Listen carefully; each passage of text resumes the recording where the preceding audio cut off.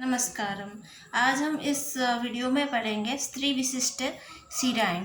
तो जो शिराएँ होते हैं, तो श्रोणी में 32 शिराएँ होते हैं। ठीक है।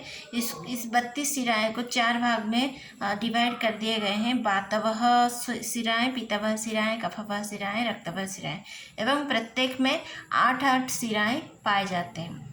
इसके बाद जो अवैध शिराएँ हैं, अवैध शिराएँ मतलब जिनको विध करने से मतलब लोगों के स्त्री की मृत्यु हो जाती है और जिसे आघात नहीं लगना चाहिए, उस टाइप के शिराएँ 8 अवैध शिराएँ माने गए हैं। और बिटप में 4 शिराएँ पाए गए हैं एवं कटिक तरुण में 4 शिराएँ पाए गए हैं। वक्ष्य में 14 अवैध शिराएँ होते हैं। जो वक्ष्य प्रदेश होता है वहाँ पे 14 अवैध शिराएँ होते हैं। इसके बाद जो स्तन मूल होता है, स्तन मूल में 4 शिराएँ पाए जाते हैं। तन्मूल अर्थात जो निप्पल होता है वहाँ से 2 अंगुल नीचे, और स्तन रहित मतलब जो निप्पल होता है वहाँ से 2 अंगुल ऊपर, वहाँ पे 4 शिराएँ पाए जाते हैं प्रत्येक, और इसमें भी 4 शिराएँ पाए जाते हैं। ठीक है। इसके बाद आता है स्त्री विशेष मर्म स्थान। तो वक्ष्य में स्तन मूल और स्तन रहित 2 मर्म स्थान मतलब मिलते हैं। तो स्तन मूल में 2 और स्तन रहित में 2। तो जो वक्ष्य प्रदेश होता है वहाँ पे टोटल 4 मर्म स्थान होती हैं स्त्रियों में। ठीक है। इसके बाद स्तन रहित एवं स्तन मूल का जो मर्म है उसे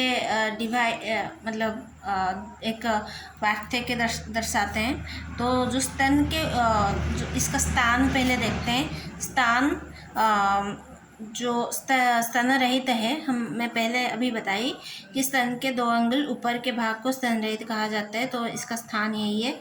और जो स्तन मूल है इसका जो स्थान है वो 2 अंगुल नीचे का स्थान माना गया है। और संख्या दोनों का समान है, 2 अंगुल संख्या है। और प्रकार अगर देखा जाए तो इसके भी कालाहार प्राणाहार मर्म यहाँ पे आता है और मांस मर्म आता है, और इसमें भी कालांतर प्राणाहार मर्म आता है और यहाँ पे सीरा मर्म आता है।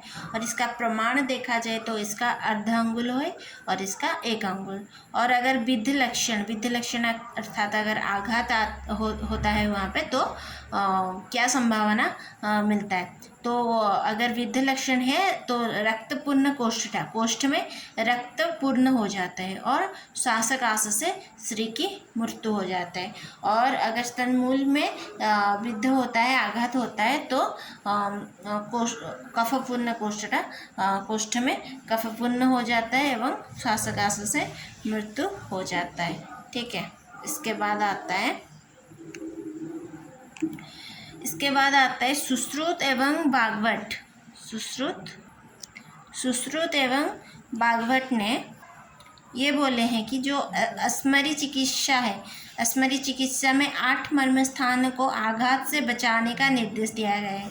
अस्मरी चिकित्सा की जो ट्रीटमेंट है वो 8 मर्म स्थानों को आघात नहीं देना है। वहाँ पे आघात होगा तो अस्मरी चिकित्सा, अस्मरी जो रोग है वो ज़्यादा हो जाएगा। तो 8 मर्म स्थानों को आघात से बचाने की निर्देश दिया गया है according to Sushruta and Bhagavata. ठीक है।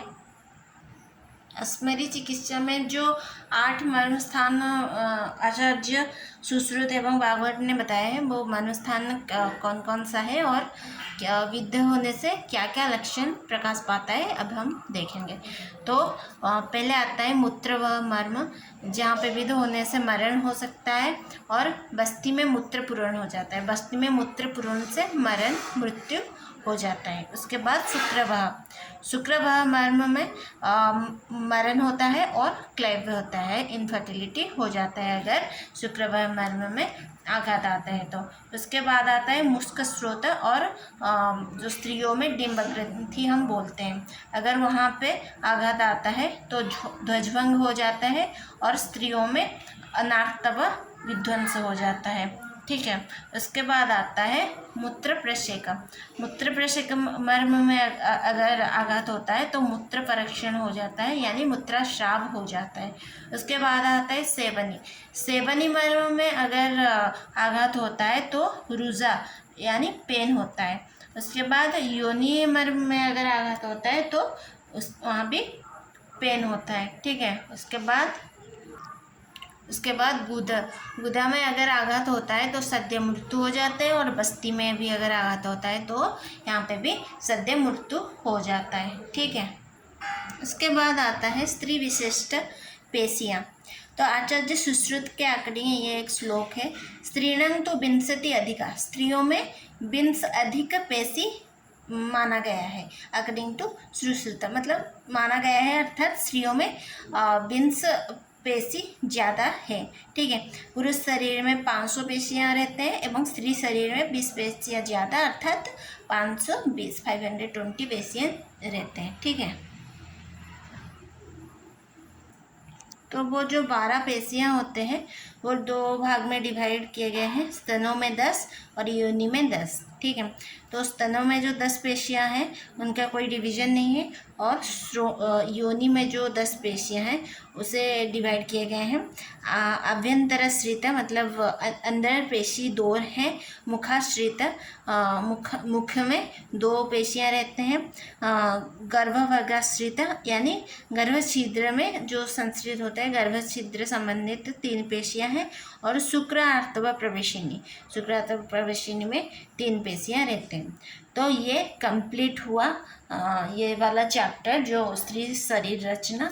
और नेक्स्ट वीडियो में हम नेक्स्ट चैप्टर 3 स्टार्ट करेंगे। ठीक है। धन्यवाद। Thank you so much.